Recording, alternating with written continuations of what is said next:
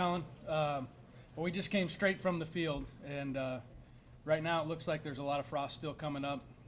We're going to use this afternoon to get most of the ice and leftover snow off of the field, which will help us dry it out the best we can. We've already taken a nail drag around the dirt, and it just automatically, right away, a lot of the frost is starting to come up and come out. And I know today isn't the best for enhancing that, but hopefully the more sun we get and we can get all that frost to come up and get it dried off. But I'd say right now we're probably about 50-50 because tonight it doesn't look like it's going to stay over freezing, so we'll go through the same process tomorrow and try to do the best we can to get that ready for Wednesday. Going back to this last weekend at Creighton, we had a really rough weekend. And I don't know that it was from the standpoint of how we played, or I think Creighton had a lot to do with how we played. Becca Changstrom, one of the best pitchers in the league, really did a fantastic job against us. And our hitters just really struggled to make adjustments on her. And when we were able to make adjustments, their defense made plays. And we had situations where we could put runs on the board, but we just couldn't get that clutch hit, especially in game one. Jamie Fisher pitched phenomenal for us for 6 innings, and it was just like we were on the edge of getting a run or getting 2 runs, and she'd go out and shut them down again, and we'd be on the edge of getting a run, and we just couldn't break through. She had 14 strikeouts, I think, and just really did a great job against probably, I would say right now, the best offensive lineup in the league. And then they were able to break open in the 7th inning and get 4 runs, and just was too much for us to come back. But positive Jamie Fisher was the Jamie Fisher of last year. I mean, every pitch was working, the competitiveness. We just didn't have the offensive energy to get it done for her.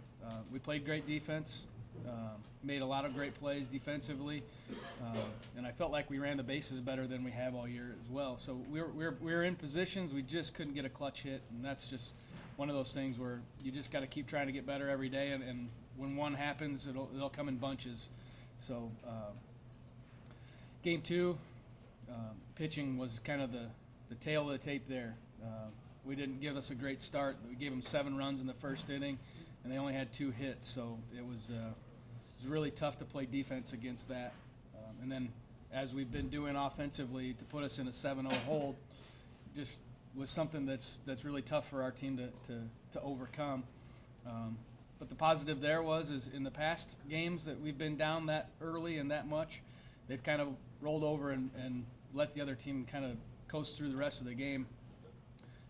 They didn't do that this weekend, and they kept fighting, and defense continued to make plays, and offensively our at-bats got better as the day went on. So we were hoping we could carry that into Sunday, and once again it was another tough game.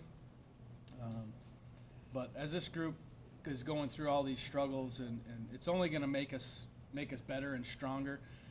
They're starting to learn how to overcome some adversity and how to deal with some failure. And from a positive perspective that I usually have is that you just gotta weather the storm. You just gotta ride with the waves, and at some point, if you continue to do the things right and you don't get so frustrated that you give up, something good is going to happen. So, the league is crazy right now. So to have the record we do in the league right now isn't a bad thing, because everybody else is dealing with the same type of stuff. Creighton kind of moved up to the top of the heap this weekend, but they have some really tough games coming up, and the games that we have coming up, I feel like we can take care of our business right here in the next 2 or 3 weekends. We're going to set ourselves up in a really good position. So we're looking forward to getting out on our field this week, and then heading over to Evansville this weekend and play a really tough, scrappy Evansville team. But I think we match up really well with them, and can go on the road and get a couple wins. Any questions?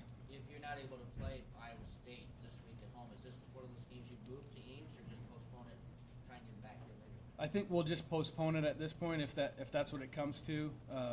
I think both of us have a couple of open dates late in the season that if we continue to lose games due to weather and field conditions, things like that, that we can add it on towards the end of the year, if that's the case. But no, our team needs to get a home game.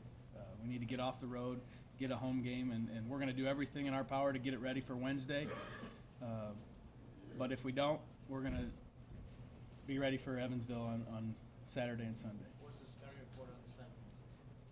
The Cyclones, I think they're in a lot of the same type of situation that we were.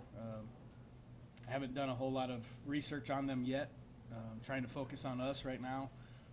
But just knowing them and their players, they've got some inconsistencies on the mound, such as we do.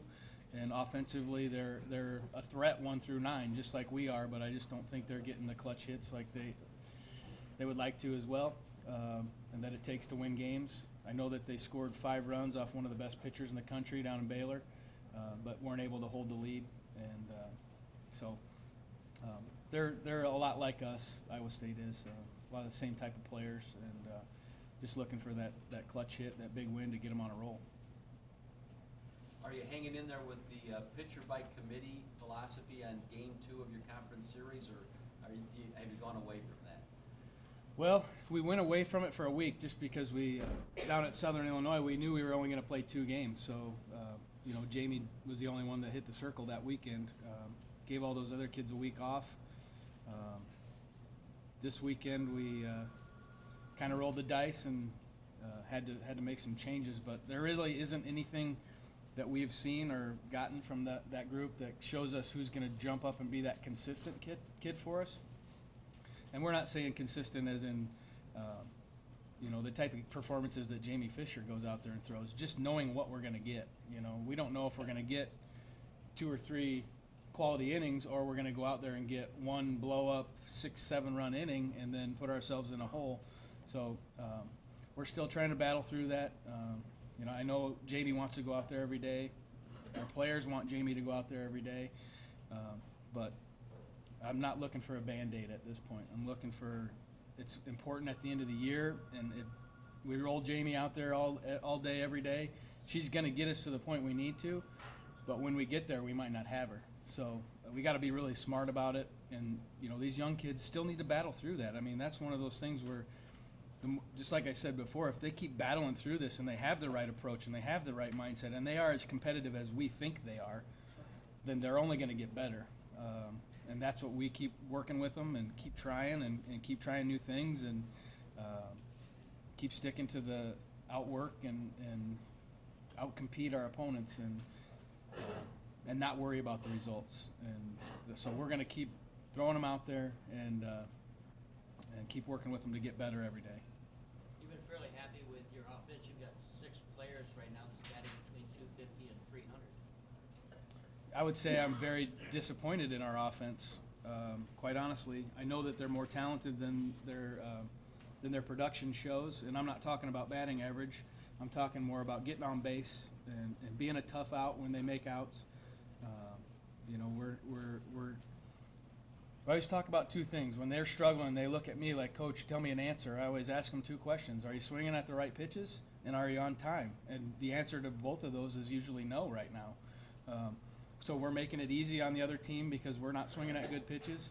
And then when we are swinging at good pitches, we're indecisive and we're not on time. So those are the 2 things that we're really striving to work on, in practice, and just keep pounding that home. And we're not telling them that they have to go out there and get hits. We're just telling them to be productive when you're up there. Take your walks, get on the plate, and get hit by a pitch. That's the one thing that this team hasn't done that our past teams has, is they're so competitive in the past that they'd get up there and smother the plate and they'd get hit by a pitch. When they were struggling, they'd still find a way to get on base. Or when somebody was on base, instead of sacrifice bunting and trying to sacrifice bunt, we would have a great at-bat and hit a ground ball and move a runner anyways and still give ourselves a chance.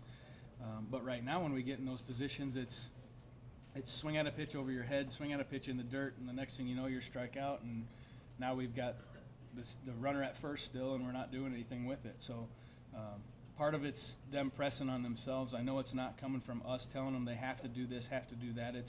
It's their competitiveness that we need to make sure that we're still channeling that competitiveness not them competing against themselves. And we always say that's you standing in your own way of being great. And right now, that's where a lot of them are, is they're just so frustrated with themselves and the results that they're not just relaxing and playing, playing the game.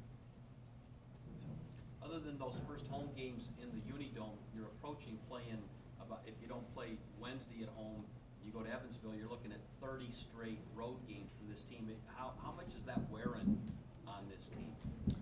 Well, up until last weekend, I didn't think it was an issue. Because from our end, as coaches, we're trying to do everything we can to just play the games. And up until last week, when we would tell them that we're going to make an adjustment or this thing has to happen so that we can play a game, it didn't faze them. It was like, okay, we'll do what we have to do to play.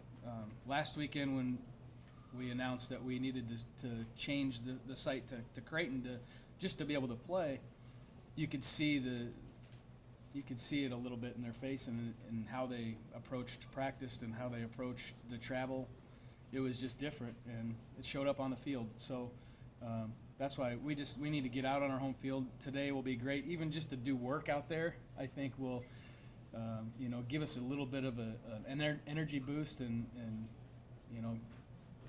but it's just been a crazy spring, and we're trying to do everything we can to just play games, and but we're coming down to crunch time in the league, and we need to get some home games and to get us in good position for the Valley stretch. Any other questions? Thank you.